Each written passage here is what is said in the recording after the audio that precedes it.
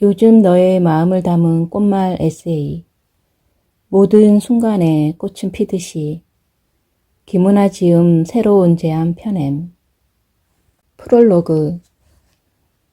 책을 쓰면서 한 평범한 여성을 만났다.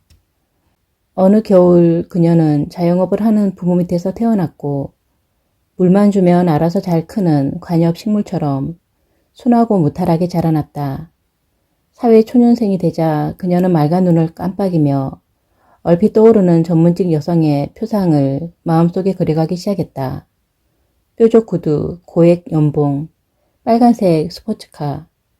그녀는 회사에서 책상에 얼굴을 파묻고 성실하게 일했지만 그것과는 별개로 마음이 마른 나뭇잎처럼 너덜너덜 떨어지고 편편히 갈라져 부스러지는 것을 심심찮게 느꼈다. 온전한 자신을 찾기 위해 퇴사와 이직을 반복했고 30쯤 유학을 훌훌 떠났다.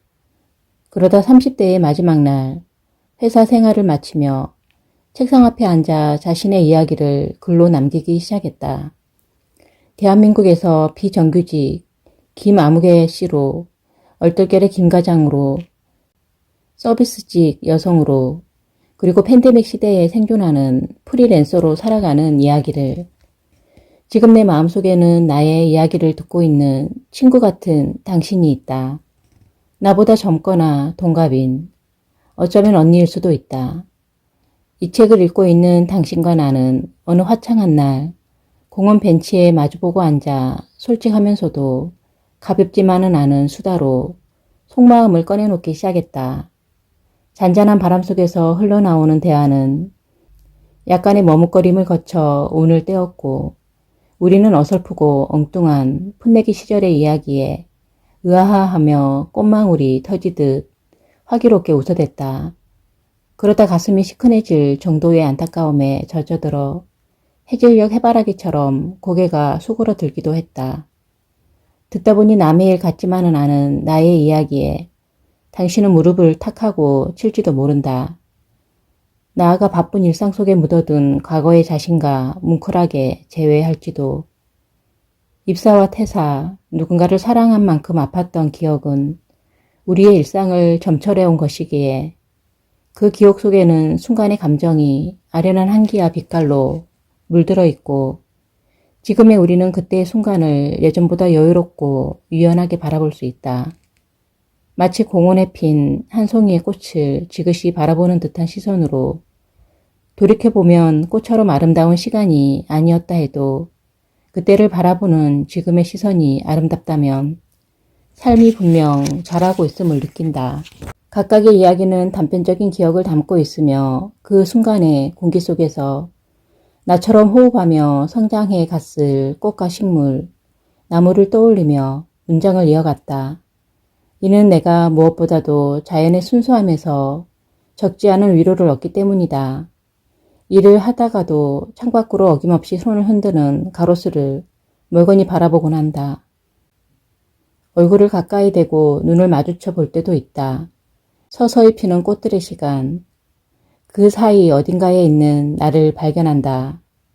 꽃을 느긋하게 바라볼 때마다 나 자신을 여유롭게 바라볼 수 있었다.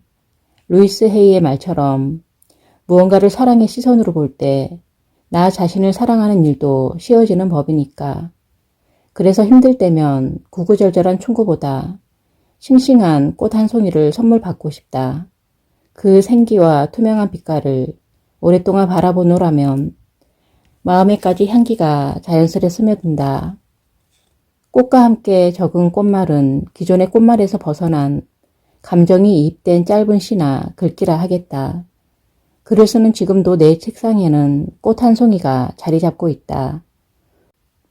손 한 뼘 되는 작은 화병에 북슬북슬한 거베라 한 송이가 털을 잡고 느리지만 꼿꼿한 생을 살아간다. 찬찬히 들여다보면 분홍색이 밝은 형광이 돌아 생기발랄하다. 이제 나는 친구 같은 당신에게 부드럽고 친절한 미소를 닮은 분홍색의 거베라를 건네고 싶다. 그리고 손을 잡고 말하고 싶다. 당신의 모든 순간에 꽃은 피고 있다고. 선인장.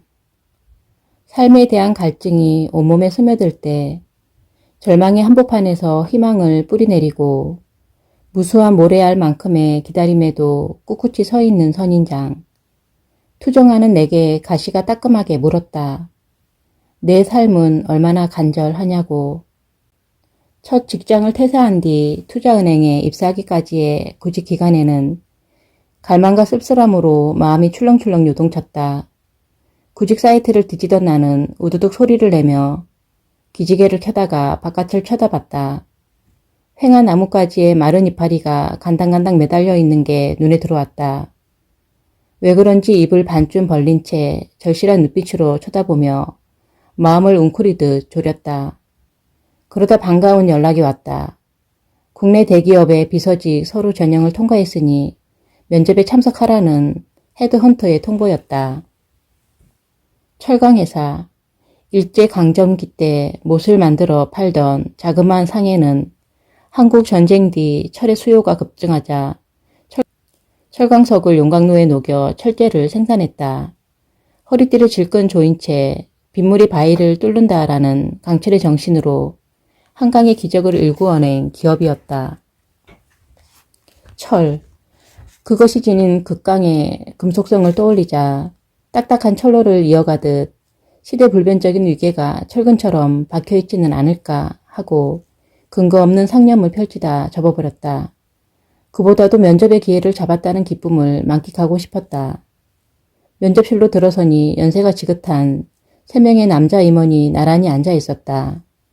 그중 한 명은 두루뭉술한 콧대 가운데에 뿔테 안경을 걸쳤는데 작은 눈동자가 안경테의 위아래를 오가며 나와 이력서를 번갈아 살폈다.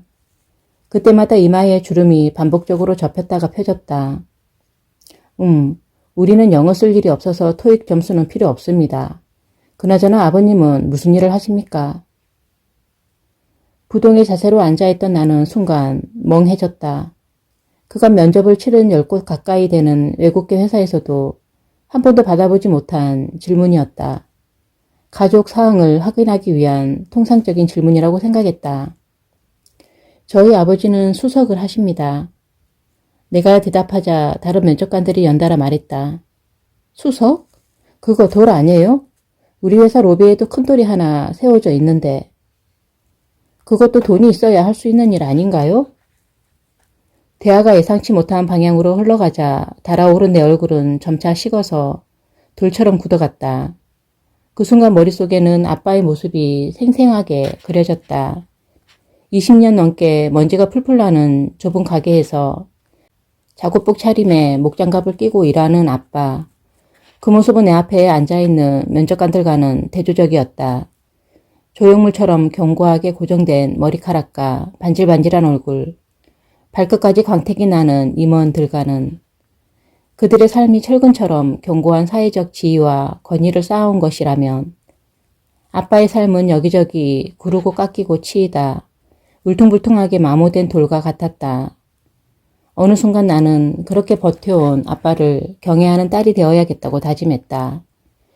일종의 투지에 가까운 마음이었다. 꼭 그렇지는 않고요. 돌을 좋아해야 할 수 있는 일입니다. 주로 바닷가나 산에서 탐색을 하니까 얼굴도 많이 그을리고 체력 소모가 많거든요. 긴장의 끈이 풀린 듯 너스레를 떨며 그들이 별로 궁금해하지 않는 내용까지도 말하기 시작했다. 그리고 다음 질문으로 넘어갔다. 스스로가 작아지고 꺾여지는 벗어나고픈 마음만 또렷해져 갔다. 면접이 끝나고 버스에 오른 뒤에는 아버님은 무슨 일을 하십니까? 라는 질문이 머릿속에 빙빙 돌았다. 그러다 친구 M이 보낸 문자 메시지도 왔고 예감이 좋냐고 물었다. 나와 함께 취업을 준비하던 M은 어릴 때 교통사고로 아버지를 여의었다. 고등학교 시절 수업을 마친 뒤 학교 운동장에 남아있던 우리는 실내화를 신은 채 무언가를 치우기라도 하듯 바닥의 흙을 발로 슥슥 문지르며 뿌옇게 올라오는 먼지를 마시곤 했다. 나도 아빠가 있었으면 좋겠어. 시무룩한 얼굴로 말하는 M에게 자초지종을 물으니 담임 선생님이 면담에서 아빠의 직업을 물었다고 했다. M이 면접에서 같은 질문을 받았다면 어땠을까? 하고 생각하던 나는 고개를 흔들어 저었다. 그러다 장황하게 나열한 문자 메시지를 지우고 별로였어 라고만 답했다. 집으로 향하는 버스 안은 훈훈했지만 서리가 가득 낀 반투명한 유리창 바깥면에는 겨울의 입김이 허옇게 내려앉아 있었다. 밖을 볼 수가 없어 무료해지자 차가운 유리창에 뽀드득 소리를 내며 집 모양의 그림을 그렸다. 지붕은 세모, 벽면은 네모, 거기에 사분면으로 나뉜 창이 나 있는 집, 옆에는 무성한 나무 한 그루도 심었다. 그 모양은 어릴 적 틈만 나면 종이에 그리던 전형적인 집과 같았다. 제일 소중한 것을 그리라고 하면 꼬마인 나는 늘 집을 반듯하게 그렸는데 그건 내가 첫 돌을 지날 때까지 부모가 농사를 지었고 가족이 커다란 비닐하우스에서 살았기 때문이었다. 어느 밤 매서운 바람이 비닐하우스를 마구 뒤흔들면 엄마는 누군가 비닐을 찢고 들어올 것만 같아 우는 아기들을 꼭 끌어안고 긴 밤을 보냈다. 무사히 자고 아침이 오면 100일 된 나를 등에 업고 한 손에는 빗자루나 삽을 든 채 비닐하우스에 쌓인 눈을 부랴부랴 쓸었다. 소미불처럼 두꺼운 눈은 비닐하우스를 무너뜨릴지도 모를 만큼 무거웠고 푹푹 처지는 천장을 바라보는 엄마에게 겨울은 얼마나 막막한 계절이었을까. 버스의 라디오에서는 고리타분한 금수저와 흙수저 이야기가 흘러나왔다. 부모의 사회적 위치나 능력에 따라 자식의 미래가 결정된다는 뉴스 보도였다. 그때 나는 흙수저라는 표현이 무례하고 잔인하게 느껴졌다. 애쓴 부모의 헌신이나 수고를 사회적 잣대로 평가하는 순간 그 가족은 얼마나 불행할까. 환경이 이래서 나는 안 된다라는 체념이 완성이 되는 건 그 사람을 어딘가에 가두는 비극이 아닌가. 문자 메시지를 주고받던 M은 흙수저라는 표현이 때로는 씁쓸한 위로처럼 들린다고 했다. 나는 그 말이 어떻게 위로가 되냐고 반문했고 위로가 필요하면 차라리 나무나 꽃 같은 식물을 바라보는 게 낫다고 했다. 그러자 M은 또 식물 타령이냐며 얼른 집에 가서 잠이나 자라며 대화를 끝냈다. 아빠의 모습이 유독 많이 떠오르던 그날 나는 아주 오래전 아빠가 들려준 이야기를 떠올리며 유리창에 그린 나무 옆에 선인장도 심었다. 언젠가 아빠는 지구상에서 가장 건조한 아타카마 사막이라는 곳에 대해 알려줬다. 칠레 북부에 있는 이 사막에는 2만 년 동안 비가 한 방울도 내리지 않았고 사람들은 그곳을 쓸모없는 저주받은 땅이라 불렀다. 풀 한 폭이 자랄 수도 없는 곳이었으니까. 이야기 도중 아빠는 여행 잡지에서 오려둔 사진 한 장을 펼쳐 보였다. 광야 한복판에 몇 미터 높이의 장대한 선인장들이 늘어서서 사막을 내려다보는 광경이었다. 이글이글 타오르는 태양이 덮은 그곳에도 삶에 대한 목마름이 존재했던 걸까? 소용돌이 모래바람이 몸을 휘감아 송두리째 흔드는 날이면 선인장은 아무도 자신의 존재를 흔들 수 없는 깊은 곳까지 뿌리를 내렸다. 밤이 되자 어둠이 사막을 덮었다. 잔인할 만큼 뜨거웠던 열기는 밤이 싣고 온 차가운 공기와 엉기어 선인장의 주위를 맴돌았다. 얼마 뒤 이슬 한 방울이 맺혔고 미끄럼틀처럼 기울어진 가시를 쪼르륵 타고 내려와 모래 위에 뚝 떨어졌다. 이야기를 듣다가 잠이 든 나에게 아빠는 이렇게 속삭였을지도 모른다. 힘들 때면 사막을 보라고, 그곳에도 꽃이 핀다고, 삶이 희박한 그곳에 드높게 서 있는 자아가 있다고.